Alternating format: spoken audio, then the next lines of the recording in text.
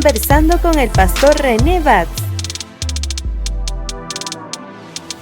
Qué gusto saludarles, soy el pastor René Batz y le comparto. Hoy no estoy en el estudio acostumbrado en Conversando con el pastor René Batz. Hoy estoy en Jalapa y estoy muy bendecido de poder entrevistar a un varón que pasó por un proceso obviamente, pero que Dios hizo la obra de una forma maravillosa. Estoy en Jalapa con un pastor, con un hombre de Dios, pero que también pues tuvo un proceso. Él es Edmundo Ruano, mi hermano Edmundo. Pastor, qué gusto. Pastor, qué bendición tenerlo acá en Jalapa primeramente. Gracias. Es una bendición para mí que nos esté acompañando y bienvenidos a usted y a todo su equipo. Y es un honor tenerlo por acá. No, es una bendición y Jalapa siempre ha sido caliente, ¿verdad? ¿Es como costa? No. De Oriente es el único departamento que no es tan caliente a comparación de los demás, pero sí es caliente, ¿verdad? En parte. Qué alegre. No se compara a Zacapa, por ejemplo, pero... Sí, correcto. Sí, hay mucha humedad hoy. Está bien bonito, está bien especial. Aquí estamos sudando, pero una gran bendición. Edmundo, regularmente, antes de venir a Cristo, pastor, pasamos con un proceso, ¿verdad? ¿Cómo fue la vida de Edmundo? A ver, me refiero a su niñez. ¿Cómo creció Edmundo? ¿Qué etapas pasó? ¿Qué etapas recuerda? Nos gustaría saber eso para luego saber dónde estuvo el momento en el cual el Señor lo llamó. Ok. Bueno, la verdad es de que vengo de una familia muy hermosa, muy integrada, una familia con muchos principios. Se me inculcó muchos principios, a pesar que mi familia no era cristiana evangélica, pero realmente siempre tuve un muy buen ejemplo de parte de mis papás. Vengo de una familia política aquí en Jalapa, una familia política. Desde que tengo uso de razón, siempre había gente en mi casa. Mi papá, desde que tengo uso de razón, siempre estuvo en política, siempre fue diputado. O sea, ¿sí? En el lapso, soy el tercero de 4 hermanos, pero en el lapso de mi vida y en mi noción de tiempo, mi papá siempre ejerció la política y fue una persona que se proyectó mucho en ese nivel. Y pues mi niñez fue una niñez muy tranquila, muy bonita, una niñez con muy buenos ejemplos de parte de mi mamá maestra de segunda enseñanza en uno de los institutos más reconocidos de acá de Jalapa, el Instituto Centroamericano para Señoritas. Ella fue mucho tiempo subdirectora de ese lugar y pues como le digo, mi papá en política y realmente una de las etapas más estables, siento yo, que yo he tenido en mi vida ha sido mi niñez. O sea, realmente fue una niñez muy buena, muy estable, con muy buenos recuerdos y pues gracias a Dios con lo necesario y lo indispensable para salir adelante, ¿verdad? Qué interesante. Me cuenta que su papá tuvo una etapa muy bonita en la política, pero que además pagó, por decir algo, con su vida. Correcto. Su trayectoria política, ¿verdad? Así es. Porque a él lo asesinan, si no estoy mal, ¿verdad? Correcto. ¿Cómo fue eso? En ese tiempo, creo que, me imagino que parte de la audiencia de los tiempos de antes, que lo ve, que sé que son miles, me ratificarán lo que voy a decir. La política antes era muy de ideologías y de ideología política, y pues mi papá tenía una ideología muy marcada políticamente hablando, y eso pues trajo algunas consecuencias, hemos creído nosotros. Exactamente 2 días después que yo cumpliera 15 años, a él lo asesinan yendo para la ciudad capital. Él iba a sus reuniones normales del Congreso. Yo de hecho ese día lo esperaba para recibir un abrazo, ¿verdad? De felicitaciones, de repente un obsequio, ¿verdad? De parte de él, como él lo hacía siempre. Pero pues lamentablemente ese día nunca llegó, ¿verdad? Porque pues yo cumplo años los 23 de julio y a él lo asesinan 18 balazos en todo el cuerpo, lo estaban esperando ahí por el Amatón Jutiapa. Fue una emboscada con tiros de gracia en la cabeza. Un 25 de julio de 1990 fue que a él lo asesinaron yendo para la ciudad capital. Ah, Dios mío. ¿Y él estaba aquí en Jalapa? Él estaba aquí en Jalapa. Y agarra para Jutiapa por su trayecto, no. Era el que él acostumbraba, no era esta ruta. Lo que sucede es que en ese tiempo, en los años 90, la carretera por donde ustedes vienen precisamente era de terracería. Entonces comprendo. La única carretera asfaltada era la que conducía aquí por vía Jutiapa a Guatemala. Entonces era su ruta por lo general normal, era la ruta por lo general normal que él seguía. Y pues ahí adelante de Jutiapa, cerca de la aldea del Amatón, ahí fue donde a él lo asesinaron entre el kilómetro 91 y 92. Impresionante y duro para usted. ¿Usted en ese entonces vivía en Jalapa o estaban en la ciudad capital? Yo ya estudiaba cuarto bachillerato en la ciudad capital. Yo estudiaba bachillerato en la ciudad capital y pues yo vivía allá. Pues mis dos hermanos grandes también vivían allá, solo mi mamá y mi hermana estaban todavía establecidos acá en Jalapa. Interesante. ¿Para ese entonces usted cero vicios todavía o ya andaba en esa situación? No, la verdad es de que tenía una vida bastante estable, Yo siempre he pensado algo, siempre he dicho algo, que en esta faceta que a mí me sucedió en mi vida a raíz de lo de mi papá, mis dos hermanos grandes, por lo general nos llevamos entre 5 y 6 años, aunque mi hermano mayor ya murió por causas naturales, pero ellos, cuando sucedió este acontecimiento, ellos ya tenían prácticamente establecida su vida y su familia. Mi hermana estaba muy pequeña, era una niña de 4 o 5 años. Y yo estaba en una etapa muy difícil. La adolescencia, sí, ¿verdad? Totalmente, era una etapa muy complicada, a mí me pegó mucho. No quiero decir que a mis hermanos no, cada quien llevamos nuestro dolor, por supuesto, pero para mí fue una etapa muy difícil. Y como les repito, yo tenía una vida bastante estable, digamos. Claro, una perfección no puede haber nunca, pero había mucha estabilidad y sobre todo mucho respeto, diría yo, hacia la figura paterna, ¿verdad? En este caso de mi papá. Qué interesante. Fallece su papá, obviamente la vida cambia seguramente porque su papá era una persona muy visitada, su familia de la misma manera, pero cuando ya no está la cabeza o cuando ya no está esa figura, por decir algo, tanto política, o esa figura de influencia, los amigos empiezan a irse. ¿Correcto? Empiezan a abandonar. ¿Qué fue de ustedes como familia después de que su papá falleciera? Bueno, como mi papá estaba en un proceso de reelección, era diputado y se estaba reeligiendo nuevamente para continuar, queda la curul vacía, digámoslo de cierta manera. Queda la curul vacía de la candidatura y por bases del partido eligen a mi mamá para que ella asuma la responsabilidad de la curul. Qué interesante. Y participa y gana. De hecho, el pueblo se volcó rotundamente en apoyo a mi familia y gana la candidatura por mayoría absoluta. Fue algo impresionante, creo que algo histórico en Jalapa, que hasta el día de hoy nunca un candidato había ganado con tanta ventaja y con tanta facilidad.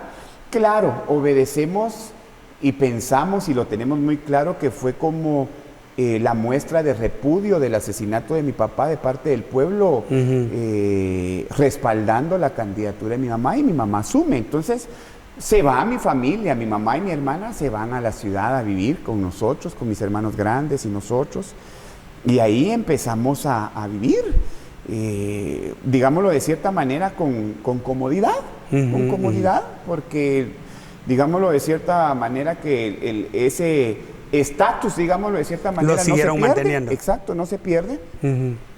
Pero creo que sí comienza a cambiar mucho, especialmente mi vida personal. Mi mamá hasta el día de hoy, que gracias a Dios la tengo viva, siempre me dice: sos el que más te pareces a tu papá, físicamente. Y en ese tiempo ella, me recuerdo con su dolor, yo no se me olvida nunca las facetas de dolor de mi mamá.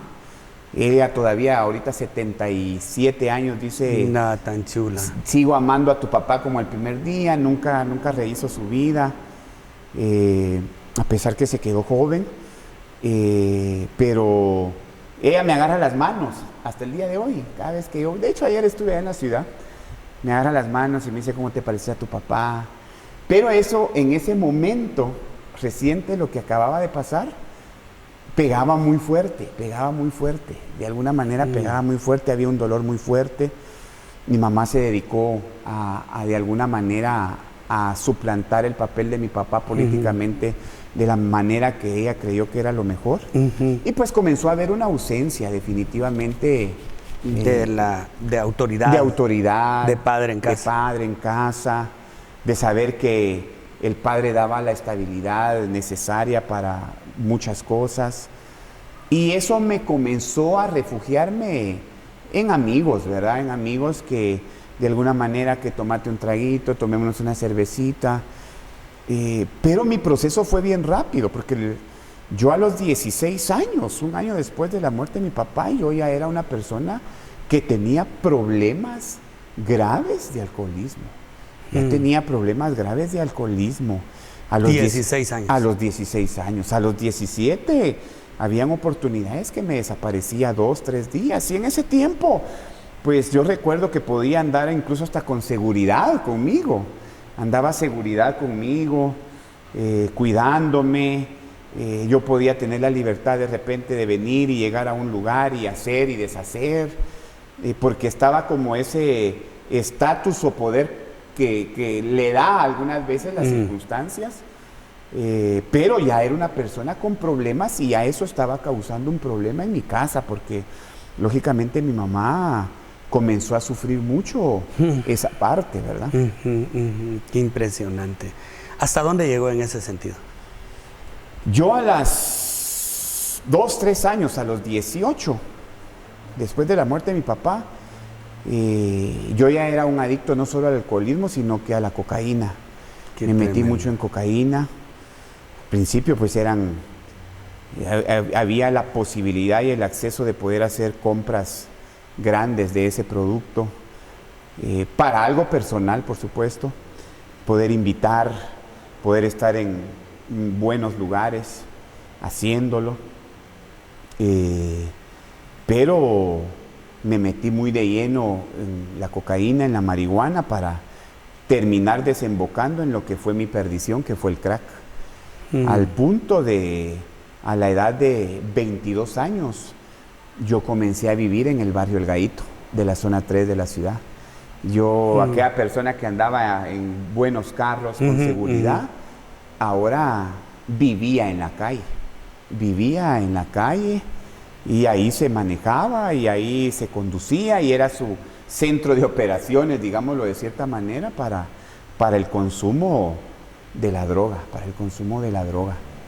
Sí, Qué tremendo. Algunos padres ahorita están diciendo, yo pues me identifico porque tenemos hijos, obviamente, y hay familias que dicen, bueno, ya no puedo más con mis hijos, ¿verdad? Porque me imagino que su mami sufría con usted, o sea, ella era una persona muy importante, pero el hecho de no saber dónde está el hijo, el hecho de saber que su hijo desapareció, se fue, dónde está, porque en ese tiempo también no era tan fácil conseguir un celular. Estaban, creo, surgiendo los celulares. Sí. Comenzando aquellos famosos celularones. Pero qué tremendo. Si usted está pasando por una situación así, mire, creo que Dios tiene un plan maravilloso y Él nos va a hablar, porque yo diría, de las drogas al pastorado, ¿verdad? Eso es lo que Dios ha hecho. Y luego de esto, o sea, ¿por qué se va al Gallito? O sea, usted tenía un lugar donde vivir, pero abandona su casa. Abandono mi casa y porque lógicamente a raíz de los problemas que estaba dando yo con las drogas. Y era una persona que no podía convivir con la familia. Eran problemas con mis hermanos, haciendo sufrir a mi mamá.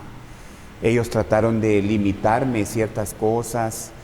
Me internaban en algunos lugares de rehabilitación. Yo me escapaba, me iba, o el día que me sacaban volvía a lo mismo. Fue un proceso bien difícil, hasta el punto en que recuerdo muy bien una vez que dijo mi mamá, mira, me dijo, yo ya no puedo más, me dijo, yo ya intenté de 1001 maneras y no puedo más, entonces lo único que puedo hacer es entregarte al Señor, que creo que es lo que me queda y es lo que debí de hacer desde un principio. Entonces te entrego y quiero que sepas que la casa está abierta para ti, pero bien, y ayudándote a mi manera. Pero si venís mala, solo querés estar 2, 3 días para medio pasar y luego volverte a ir y después, no, nunca más vas a volver a entrar así. Y así fue como yo me fui de mi casa.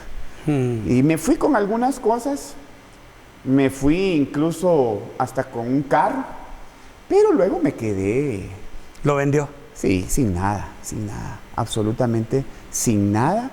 Viviendo en la calle. Yo sé que es dormir en un cartón, en un mercado, sé que es recoger comida de un bote de basura, yo sé que es eso, sé que es tratar de agarrar una naranja o un tomate y quitarle lo mohoso, lo verdecito o lo que ya está sucio para poder tratar de sustraer lo que queda bien, por decirlo de cierta manera.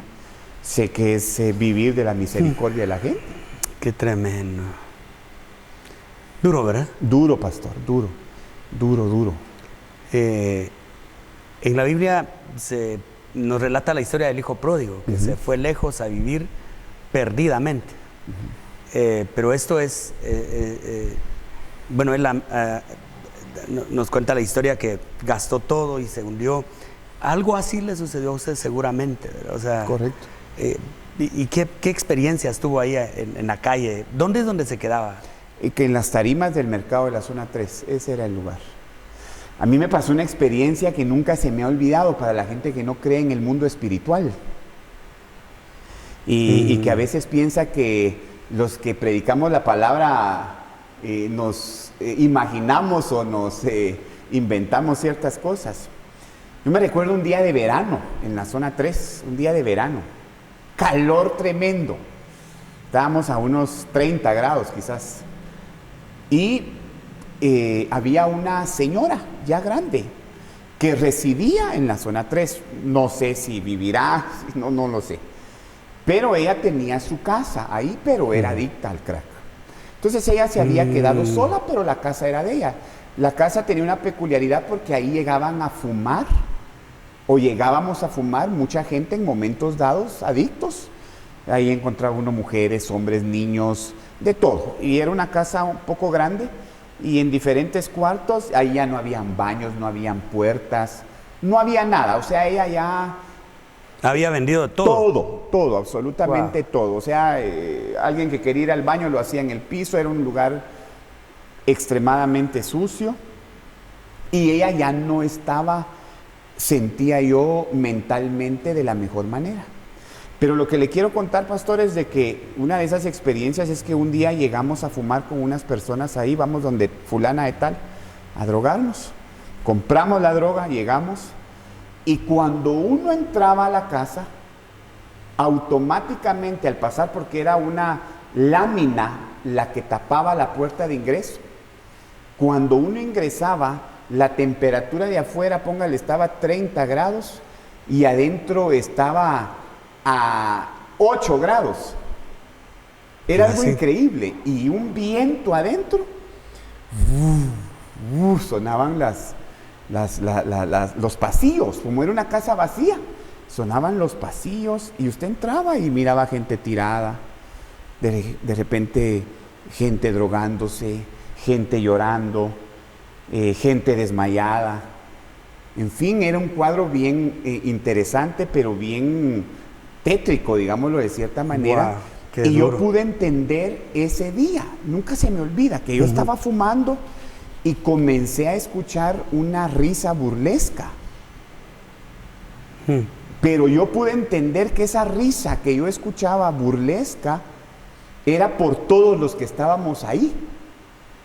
Y yo no conocía nada de Dios, pero pude sentir dentro de mí que era el mismo diablo riéndose de la condición en la que nos encontrábamos alrededor de unas 20 personas ahí adentro. Era una sonrisa así, burlesca. Burlesca, y la entrada a la casa era como cambiar de una dimensión a otra. Era algo impresionante que no se me borra como que hubiera sido el día de ayer. Impresionante. Impresionante, sí.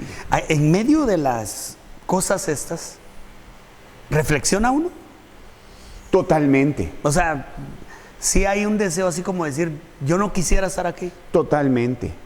Hubo una oportunidad que recuerdo que mi mamá fue a Estados Unidos y me llamó, me localizó. No me llamó, sino que trató de localizarme y que llegara a la casa. Yo ya estaba fuera de. Y llego y me dijo, mira, a todos mis hijos les traje algo de Estados Unidos. Yo sé que tú no estás bien, pero te lo traje. Me recuerdo que me trajo un pantalón, unos zapatos, una camisa y una chumpa. Nunca se me olvida. Y solo quiero pedirte un favor, me dijo.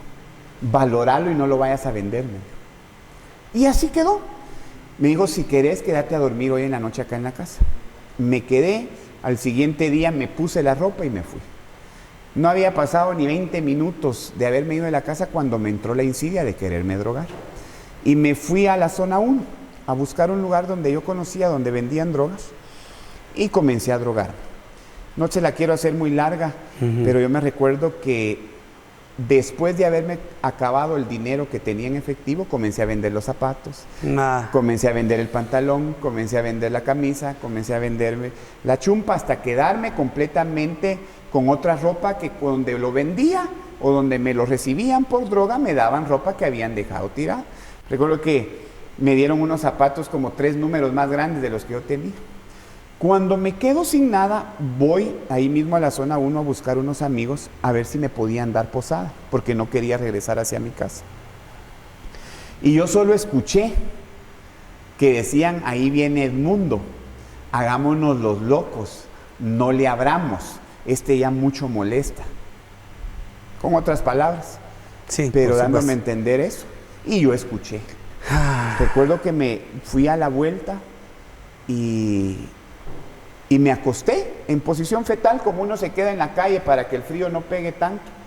Y ahí me quedo a dormir muy triste por lo que había escuchado, hablando de lo que uno reflexiona en ese momento. Cuando despierto a eso de las 5:30 de la mañana, a una distancia, yo estaba acostado de lado, a una distancia como de unos 20 centímetros. Estaba, no sé si ahí estaba ya, yo no sé si alguien fue o si un perro fue, yo no le sé decir, pero había heces fecales a una distancia de 20 centímetros de mi rostro. Y yo escuché una voz en ese ratito que me dijo, sos peor que eso. Ese fue el primer día que yo quise suicidarme.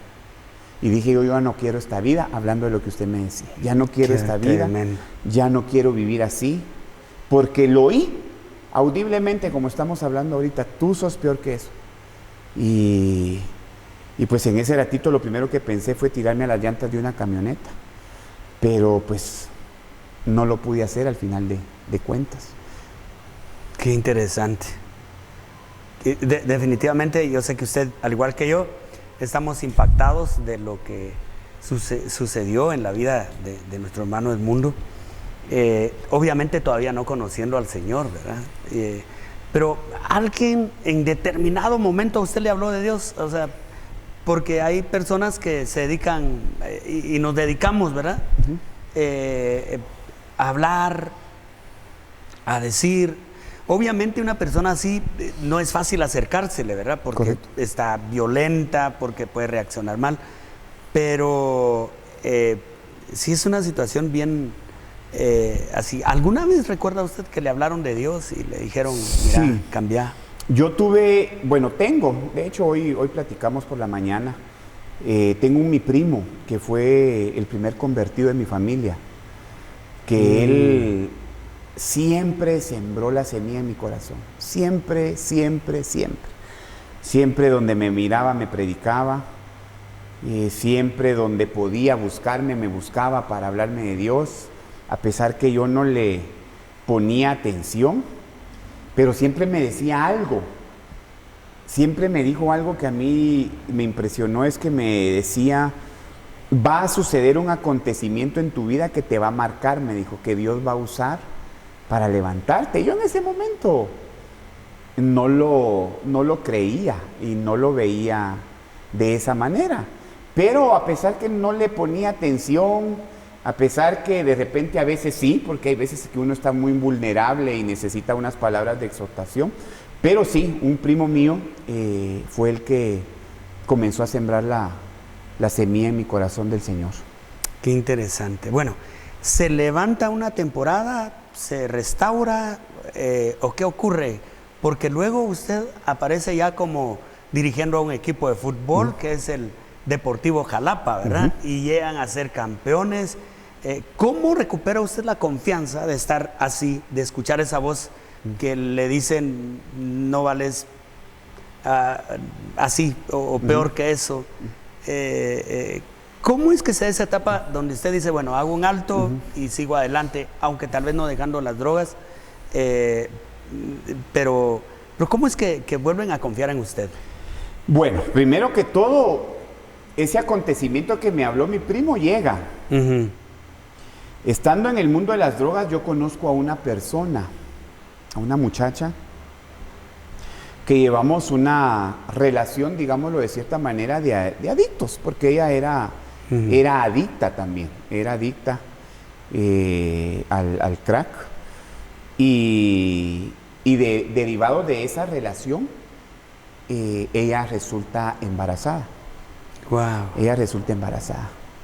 Yo me recuerdo que cuando yo le cuento a mi mamá que tenía embarazada a una persona, una muchacha, le dije, mira, tengo embarazada a una persona. Me dijo, mira, yo no quiero saber nada de eso, me dijo.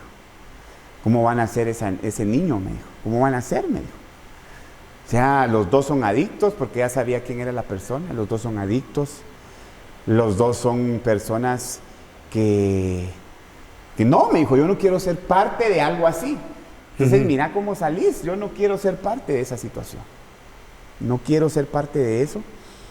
Y pues nunca hubo un control médico en el embarazo de esta muchacha. Nunca hubo control. Nunca hubo una situación de decir, fuimos donde el pediatra, donde el ginecólogo. O sea, el único control que había era que los 9 meses de embarazo de ella fueron de drogarnos. Y yo recuerdo que no sabíamos ni el sexo, nunca supimos hasta el día del nacimiento. Yo me recuerdo que cuando estábamos, ella tenía unos 8 meses de embarazo y drogándonos, yo recuerdo que a veces me decía ella, toca aquí, me decía, y se sentía como empujaba el vientre, y me decía ella, mira, me decía, creo que se quiere salir, me decía, no aguanta, y era un infierno. Los mismos médicos no daban mucha esperanza el día que la llevamos, porque nos conocían en el lugar donde nosotros estábamos, porque en ese momento nos fuimos a vivir a Chimaltenango. Ahí fue como nuestro medio ahí para operar por problemas que la droga trae, nos salimos de la ciudad. Y allá nace. Cuando nace, me recordé de esas palabras ahí que oí en una banqueta, que ese excremento que había ahí era yo. Y nace una niña, rosadita. Yo me recuerdo que le contaba sus dedos de las manos, de los pies. Yo le pregunté 50 veces al doctor del Hospital Nacional de allá si estaba sana. Y él solo se me quedaba viendo, y recuerdo bien las palabras que me dijo, mire, yo no creo en Dios, me dijo, pero no cabe duda, me dijo, por su condición y la condición de la señora, me dijo, que esto es un milagro. Aleluya. Entonces, cuando nace mi hija, Dios me habla. Ahí sentí por primera vez la voz de Dios. Sentí la voz de Dios, pastor. Wow. Y me dijo hasta el nombre que le iba a poner. Y me dijo, esta es mi muestra de mi propósito y mi muestra de mi amor por ti. Y le puse Cesia Noemí. Cesia, porque es una de las hijas de Job después de que fue retribuido. Y Noemí, porque me dijo el Señor que iba a ser una dulzura en mi vida y en mi corazón. A raíz de que mi hija nace, yo empiezo mi proceso de recuperación. No fue fácil. Me llevó algunos meses. Decido ya voluntariamente internarme a la forma que me ofrecía mi familia, de restaurarme, de cambiar. Pues por cosas de la vida, pues no hubo una relación que se mantuviera con la mamá de la nena. Ella es extranjera y se fue a su país, y la nena me queda a mí. ¿Le quedó? Me queda a mí. Wow. Hoy la nena tiene 20 años. Tan linda. De hecho, hoy que estamos hablando, se fue, tiene un mes de haberse ido a Estados Unidos a reforzar un poco su inglés. Pero ahí empezó mi proceso de restauración. Ahí empezó mi proceso de cambio. Ahí empezó mi proceso donde pude entender que Dios tenía un propósito para mí, donde pude saber que Dios existía, donde pude ver que todavía Dios existía y que el amor existía. Porque le voy a decir una cosa, pastor, yo en el mundo de las drogas siempre he dicho algo. Yo no tenía un solo sentimiento. Para mí los sentimientos no existían. Yo no sabía qué era sentir dolor, hambre, frío. No, esos eran para mí solo simplemente instintos que uno podía tener o padecer, pero que no desembocaban en algo que perjudicara mi vida. Cuando nace mi hija, volví a creer que el amor sí existía, porque siempre lo he dicho, que yo creo que la primera vez que me he enamorado en mi vida fue cuando vi el rostro de mi hija. Hoy, pues lógicamente, Dios me concedió una muy buena esposa que pastorea aquí juntamente conmigo. Tengo 2 hijos más. Gracias. Y pues todos le servimos al Señor, ¿verdad? Con todo nuestro corazón. Mi hija canta en la alabanza. De hecho, el hermano allá, Josía, le dio clases de vocalización mucho tiempo. Ahí le ayudó mucho a salir adelante y pues ahí empezó mi proceso de cambio.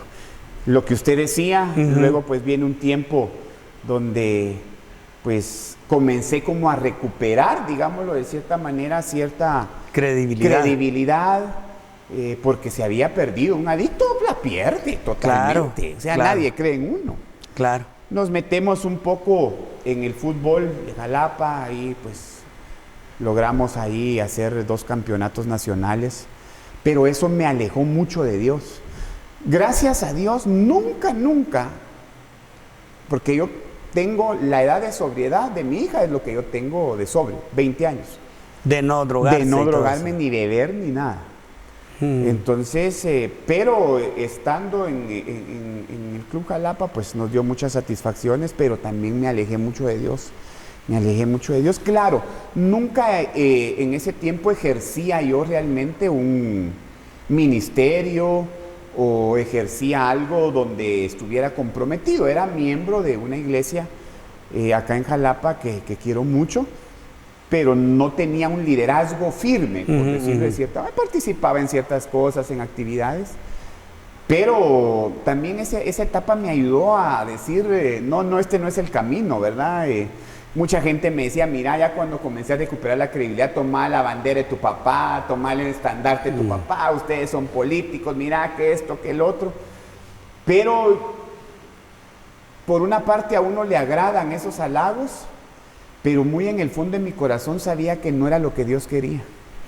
Y pues salimos del mundo del fútbol y pues ahora estamos acá. ¿Cómo se da el momento de su conversión? ¿Cómo se da ese momento? Entiendo que fue cuando nace esta preciosura ¿Correcto? que usted... Pero ¿cuándo es que usted escucha un mensaje, va al frente y dice, hoy entrego mi vida al Señor? Fue en un campamento. En un campamento en Palín, Escuintla, en Iglesia Elim Central. Nadie me invitó. Yo escuché en una radio, nunca se me olvida, la 1040. ¿Se recuerda? Sí, correcto. Sí, entonces en AM. Ajá. Ahí escucho sobre la invitación de este campamento. Fui en ese campamento y ahí yo le entrego mi vida al Señor. Ahí le entrego mi vida y mi corazón al Señor. Ahí le entrego mi corazón al Señor. Entiendo que entrega su vida al Señor. Pasa ahora a la nueva etapa, pasa a ser un dirigente deportivo. ¿Y cuándo es cuando el Señor le dice, bueno, o me haces caso o qué? O sea, me refiero en el sentido de decir, bueno, aquí sí, no hay vuelta de hoja. Vuelvo a los caminos del Padre, empieza a congregarse y se da el llamamiento. Pero ¿cuándo es ese momento en que usted dice? Fue el momento después de la dirigencia política. Uno de mis mejores amigos, que por cierto yo me lo gané, participa conmigo en la dirigencia deportiva, perdón. Y él, pues juntos dijimos, no, este no es el camino. Los dos cristianos, ¿verdad? Tal vez, como le digo, no firmes, pero cristianos. No podemos, me dijo, seguir en esto, lo platicamos los dos, necesitamos establecernos. Realmente, a pesar que en ese tiempo de la dirigencia política no hubo nada, absolutamente nada de drogas, alcohol, que era mi vida pasada, pero sí comencé a tener muchos problemas de tipo matrimonial con mi esposa. A pesar de que ella fue una mujer siempre muy sabia, nunca hubo un problema extremo de decir, mira, me separo de ti por lo que estás haciendo, etcétera, etcétera. No, nunca, realmente nunca. Fue una mujer, siempre ha sido una mujer muy sabia. Pero sentía yo muy en el fondo que no era mi lugar, no era lo que yo quería, no era lo que el Señor quería para mi vida. Y empecé a congregarme en una iglesia de una persona muy especial que nos conocimos desde niños, que él estableció su ministerio acá y comenzamos a congregarnos, y ahí fue una etapa como de formación, digámoslo de cierta manera, y comencé yo a ejercer un liderazgo también dentro de la iglesia, hasta que llegó un momento donde sentí realmente que era mi momento, mi tiempo. Empecé, eso sí, primero con los ministerios de rehabilitación, porque tengo 2 ministerios de rehabilitación en Jalapa para adictos. ¡Qué bendición! Entonces empecé con eso. ¿Y cómo sostiene los ministerios de restauración? Porque después de haber vivido en eso, ahora usted con autoridad les habla a ellos. Correcto, así es. ¿Y cómo sostiene? ¿A base de donaciones? Uno de ellos es a base de donaciones, porque tengo 2. Y el otro, que tiene una metodología profesional dentro del mismo, se sostiene por las mismas familias. Ah, qué exactamente. interesante. Ambos son de carácter no lucrativo, están dentro de los ministerios. Pero uno específicamente nos dedicamos a recoger gente de las calles. Solo gente de las calles. Cada cierto tiempo, o alguien que llega tocando la puerta, necesito ayuda, para adentro. Y el otro, pues son más que todo familias quien llevan, y son las mismas familias que subsidian su estancia ahí. Claro. Y que tienen profesionales dentro de la institución que trabajan, ¿verdad? Para la misma. Entonces, y bueno, llega un momento en que le decimos sí al Señor, y pues emprendimos este ministerio que ya va para 3 años, le contaba fuera de cámaras. Sí, una gran bendición. Pastor, yo quisiera que usted le diera un mensaje a nuestros hermanos que están en sintonía en este momento, personas que están viendo este programa y dirán, yo he querido cambiar, yo he querido ser diferente y no lo he logrado. ¿Cómo lograrlo? Yo quisiera que usted se dirigiera a ellos y les abriera su corazón. Gracias por ser por tener una apertura, de verdad, y abrirnos su corazón. No es fácil decir, yo estuve aquí, yo hice esto, pero ¿qué les diría usted a las personas que están pasando por problemas de drogadicción? Bueno, Yo te quiero decir este día que, primero que todo, la voluntad de Dios, dice la Escritura, es buena, agradable y perfecta. Derivado de este versículo, convencidísimo, si tú estás pasando momentos difíciles, tal vez en las drogas, tal vez en alguna otra circunstancia o alguna otra área de tu vida, déjame decirte que esa no es la voluntad de Dios. Quiero decirte que Dios es un Dios de amor, de misericordia, es un Dios de oportunidades, y estoy seguro que a través de este programa, a través de este testimonio que te he dado este día, creo que Dios te está aperturando la oportunidad para que tú puedas cambiar y ser diferente. Sé que es frustrante muchas veces, a mí me tocó, y te voy a decir algo, tú que me estás escuchando. Yo estuve internado más de 35 veces en diferentes lugares. Estuve internado en lugares muy buenos cuando todo empezaba y mi familia me quería ayudar, hasta en lugares muy difíciles y muy duros, donde habían muchas limitaciones, pero cada experiencia que yo viví, yo la valoro el día de hoy. Sé que Dios la permitió. Entonces, eso en un momento dado, intentar y no poder, frustra. Pero déjame decirte que no te puedes quedar botado. Hay algo que siempre me dijo mi mamá y siempre me lo dice hasta el día de hoy. Algo que siempre admiré tuyo, me dijo. Es que siempre tuviste, cuando yo te decía te meto aquí, te ibas, porque tuviste siempre la esperanza que un día podías cambiar. Y llegó el momento que Dios hizo su obra en mi vida. En algunas personas es más rápido, otros tenemos que llevar un proceso más lento, pero estoy seguro que independientemente del proceso que lleves, Dios todavía tiene una oportunidad para tu vida, en el nombre de Jesús. Impresionante, definitivamente. Y cualquier área, ¿verdad? Porque puede ser un área que tenga que ver no solamente con las drogas, sino con el despilfarro económico, correcto, con infidelidades, con todo esto. Dios puede hacer un milagro. Para Él no hay nada imposible, ¿verdad, pastor? Correcto. Hablemos ahora de las bendiciones que el Padre le ha dado ya en Cristo Jesús, ya, pues bendito Dios, 3 años ya casi. En marzo del 2022 cumplimos 3 años. ¿Cuándo es cuando el Señor dice, le confirma que se va a abrir una iglesia y cómo le da el nombre de la iglesia? Ok, bueno, el nombre de la iglesia, los centros de rehabilitación se llaman Centros de Rehabilitación Vida Nueva. Y comencé yo a ver y a pensar y cómo hacer cuando Dios nos da el banderazo de salida y nos habla que lo hagamos. Digo yo, ¿qué nombre le pongo? ¿Qué nombre? Y va de buscarlo y me tardé casi una noche sin dormir pensando en qué nombre le iba a poner. Entonces un día el Espíritu Santo me habla en una madrugada y me dice, ¿por qué estás buscando nombres? Y ya te di uno, me dijo. Ya te di uno. Vida Nueva. Sí, entonces así es como se da el... Y le pusimos a los centros de rehabilitación Vida Nueva, porque creemos en una vida nueva. Amén. Para la gente.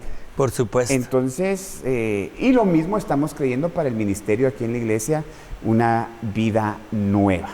Entonces, la iglesia se llama Comunidad Cristiana Jalapa Vida Nueva. Ah, qué bendición. Comunidad Cristiana Jalapa Vida Nueva. Así es. Interesante. ¿Cómo inician? Con grupo, un grupo en una casa. Ajá. Un grupo en una casa, ahí empezamos 8 personas. Ah, qué bendición. Empezamos 8 personas que gracias a Dios todos están todavía hasta el día de hoy. Empezamos 8 personas a predicar, a hablarles del Señor. Empezamos de esa manera y pues poco a poco hemos ido avanzando y hasta el día de hoy, pues le contaba fuera de cámaras, tenemos más o menos gente fiel dentro de la iglesia, unas 140 personas. Gracias a 140 Dios. Personas, que ha sido una bendición y hemos visto cómo el respaldo de Dios ha estado con nosotros. Hemos visto frutos que también ha venido del centro. Por ejemplo, la persona que me dirige la alabanza acá en la iglesia es un egresado del centro. Es un egresado del centro. ¿Del centro de rehabilitación? Sí, es un artista. Este hermano es joven. Ahí lo casamos con mi esposa. Mi esposa es abogada, Entonces ella lo casó por lo civil. ¿Y usted por la iglesia? Exactamente. Ah. Entonces él es el que dirige la alabanza. Hemos visto cómo la Y mano él tiene de una Dios- vida nueva. Y tiene una vida nueva. Con Ah, 3 la- hijos ya, imagínense. ¡Hala, qué Se fue lindo! rápido el muchacho. Gracias a Dios. Gracias a Dios, sí. Ahí el Señor lo cambió a él. Ahí el Señor lo cambió. Qué ahí interesante. el Señor lo Tantas cambió. vidas, Sí. tantos milagros que Dios hace. Exactamente. Ver el fruto, ¿verdad? Eso es una Correcto. gran bendición. Pastor, qué alegría, de verdad. Muchísimas gracias por hacer el tiempo para podernos atender. Los pensamientos de Dios no son nuestros pensamientos. ¿Quién iba a decir, de verdad, humanamente hablando, que aquella persona tirada ahí iba a ser un ministro de Dios? Y hoy, pues, ayudando a tantas personas, ¿verdad? Dándoles el mensaje de salvación y vida nueva. Es una bendición. ¿Ha salido a predicar? Sí, hemos tenido la oportunidad de predicar aquí en Guatemala. Se nos ha abierto la puerta también en Estados Unidos y en El Salvador de poder predicar. Y pues yo a veces me pregunto qué misericordia del Señor, ¿verdad? Mm. O sea, qué lindo. Entre más recuerdo mi pasado, porque hay que recordarlo siempre, más reafirmo la misericordia y el amor de Dios por mi vida y por la gente, por todos nosotros. Porque de donde Dios me sacó, literalmente fue de la basura. Y yo, como le decía al principio, yo sé que es comer de un basurero, sé que es comer comida podrida de un basurero, de las famosas recogidas, decimos nosotros en la calle, o decíamos en la calle. Sé que es eso, sé que es dormir en un cartón, sé que es que toda una noche te llueva y amanecer mojado. Golpeado por otras golpeado. personas, porque me imagino. Sí, eso, ¿eh? hubo una oportunidad que, mira los niveles que lo lleva uno el enemigo. Estábamos en una pensión drogándonos y habíamos hecho algo muy indebido y teníamos bastante droga. Ujú. La llevamos a esa pensión, nos dio para poder pagar una pensión toda una noche y drogarnos, no en la calle, sino que encerrados. Pero cuando ya se había terminado el agua, porque con agua, entre los que estábamos ahí, estábamos inyectándonos cocaína. Y la cocaína hay que mezclarla con agua de bote, destilada. Se nos acabó el agua y nadie, por lo mismo que andábamos drogados, queríamos salir a la calle a comprar más. Pero había una gran necesidad de seguirnos drogando. Mire, yo recuerdo que dije yo, no me importa, porque no había ni agua en el grifo. Y agarré agua del inodoro, donde ahí habíamos hecho nuestras necesidades. Medio quité lo sucio en teoría, sin saber que las partículas contaminadas quedan. Y me inyecté coca. A los 3 días me dio fiebre tifoidea. Estuve gravísimo, grave, súper grave, a esos extremos. Y pensar que de ahí Dios nos rescató para hoy poderte hablar, poderte predicar Jesús. y poder testificar. Qué tremendo, pastor. Realmente un milagro. Un milagro. 20 años. 20 años de sobriedad, pastor. 20 años de Hasta que bendición. Cristo venga. Amén. Pastor, adelante, pastor. Adelante. Su nombre para nuestros hermanos, nombre completo para que ellos sepan, y dónde está ubicada la iglesia. Ok. Mi nombre completo es Edmundo José Ruano Orellana, pastor general de aquí de Comunidad Cristiana Jalapa Vida Nueva. Estamos en la cabecera departamental de Jalapa.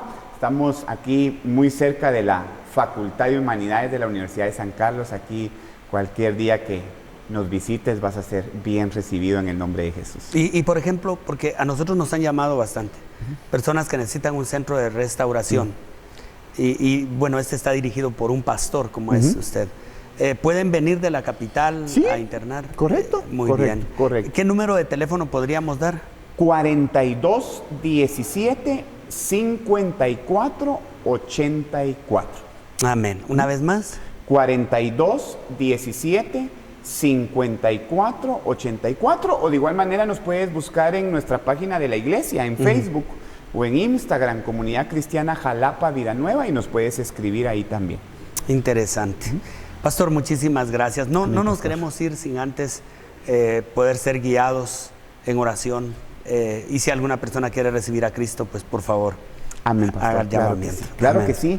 Quiero que ahí podamos cerrar nuestros ojos desde Amén. donde nos estés viendo y puedas hacer esta oración conmigo. Yo creo que hoy podría ser el mejor día de tu vida. Sí, Señor. Si tú le abres tu corazón al Señor, como un día lo hice yo. Padre, en el nombre de Jesús, yo bendigo la vida de cada persona, Señor, que nos está viendo en esta oportunidad. Te pido que inquiete su corazón de una manera sorprendente y que pueda rendir toda área a ti, Señor, en el nombre de Jesús. Y ahí en tu lugar donde tú estás, quiero que repitas conmigo, Señor Jesús, repite en voz alta, ahí en tu habitación, en tu cuarto, en la sala, yo no sé dónde nos estás viendo, en tu automóvil, pero quiero que repitas conmigo, Señor Jesús, te invito a que entres en mi corazón. Perdona todos mis pecados. Hoy te acepto como mi único Señor y Salvador de mi vida. Padre. En el nombre poderoso de Jesús. Si tú hiciste esta oración, bienvenido al mejor tiempo de tu vida en el nombre de Jesús. Amén. Qué impresionante. Estamos muy agradecidos. Seguramente usted muy bendecido. Yo lo estoy. De verdad, gracias, pastor. Había escuchado testimonios. Entrevisté al Flaco Chacón, que pasó una etapa bien dura de su vida. Estuvimos juntos internados en una oportunidad con el Flaco. ¿En serio? Sí, y nos conocemos muy bien. Y de hecho, hasta lo hicimos juntos, nos drogamos juntos. ¿En serio? Con el Flaco, sí, él me conoce y yo lo conozco muy bien. En el centro de restauración, no se drogaron, ahí fuera de. Y estuvimos juntos también en un centro de restauración. ¿Y qué decían entre ambos? Ahí, experiencias. De hecho, él trajo un muchacho en una oportunidad para el centro de recuperación acá y ahí hicimos el enlace porque resulta que este muchacho siempre tuvo el sueño, le gustaba mucho el fútbol y siempre tuvo el sueño de conocer al Flaco Chacón. Y ahí hicimos los contactos y vino y le cumplió su sueño de venir acá, el muchacho internado ahí conmigo. ¡Hala, qué bendición! Sí, pero ahí tenemos una amistad con Raúl. Sí, Raúl el Flaco Chacón se casó. Sí, se casó el Flaco, ahí está muy bien, está pastoreando también. Sí. Es un honor, definitivamente. A ver cuándo hacemos algo los tres. Ahí. Por supuesto. Y hablamos del Padre, hablamos de consejos para el Rey. Que Dios le bendiga. Soy el pastor René Batz, un honor desde Jalapa, la climatológica de Oriente. Así se llama, ¿verdad? Pastor Edmundo, Dios me lo bendiga grandemente. Dios lo bendiga, pastor. Qué honor, pastor. Qué Amén. honor, de verdad, qué honor. Nos vemos en la próxima. Dios le bendiga.